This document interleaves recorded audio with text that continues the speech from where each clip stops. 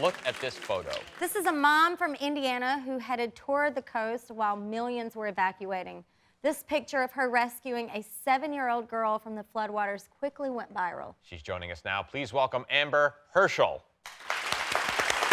Hey, Miss Amber. How are you? I'm good. It's lovely to meet you. I'm Ben. Hi. Come on over. How you doing? I'm doing great. How are you?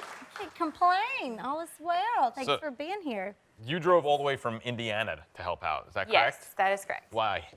Well, we have a group there, the Civilian Crisis Response Team, and they have a branch of that is like a disaster service team, and we just we keep an eye on things, and our goal is to help out the smaller towns that doesn't immediately get aid right away.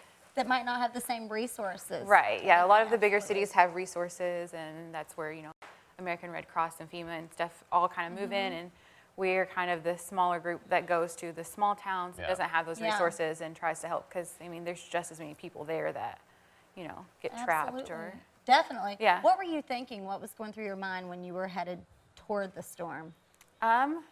Initially, when I volunteered, I was excited. I was like, I can make a difference. But then when you start driving and you're actually driving straight into a hurricane, you're a little terrified. Yeah. Oh, right. Yeah, you're like, I don't know what I got myself into. Am I making the right choice here? Am I going to get to go back home after this? Right. So you just have no idea what to expect. And the majority was water rescues, correct? Did you know that you were going to have that much? Have you been in like a serious flood zone before? I've dealt with flooding, but not with a hurricane and not on this scale. Initially, when we went, we thought we were going to be dealing mostly, with hurricane, like swift water and things like that. But then as it scaled down and just kind of hovered on the coast, it turned into massive flooding. And so, it started to be more of boat rescues and things like that. Wow. What relief did your group provide? There was a few tornadoes that went through and some things like that. And so when people were trapped in their houses or in the roadways or, emergency crews couldn't get through, we did a lot of tree removal for that and just kind of helped any way that we could. There were trees like ripped up out of the ground, roots and all. There were huge trees. Like we were like, can we get our chainsaws through this thing, you know? So there was definitely a lot of damage. I want to talk about the iconic photo of Hurricane Florence at this point, where you're holding a 7-year-old girl, Kiana. Kiana, yes. Kiana. So, of course, nobody does this to be like, good photo op, take a picture of me, quick, I got this little girl. Tell us what exactly is happening in this photo. Okay, well, I actually had no idea he was taking a picture of me. There was a Getty photographer that had came down and was doing some pictures. This was actually the first rescue that we did while we were there.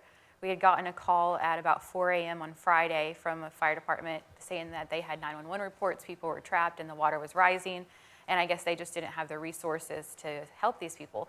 So we went out with our boats, and Kiana's family was one of the first ones that we came to. They had already moved up to their highest story in their house and were, yelling help out the windows. And that water, it was rising so fast. It's unforgiving, it was crazy.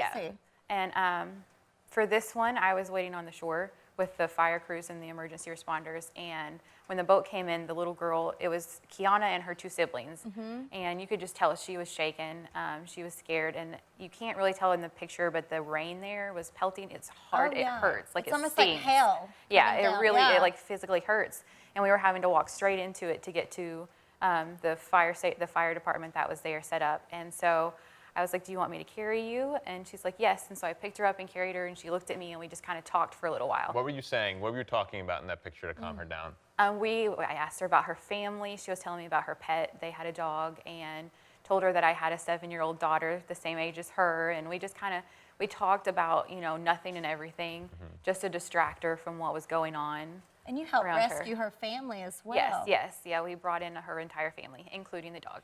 We don't leave any animals out.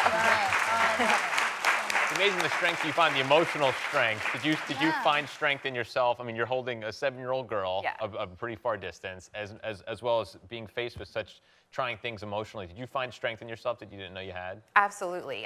From that moment, it was kind of like all that fear didn't matter anymore. It you put yourself second, then you realize that everything you're doing is worth it. It's nice to know that there are people that are like, listen, it's going to happen. And a lot of people don't have the means to get out of there, but we got your back. We'll be there. We're going to come in and we're going to do everything we can to make you yourself. Right. Exactly. We got to look out for each other. Be sweet. Be kind to one another.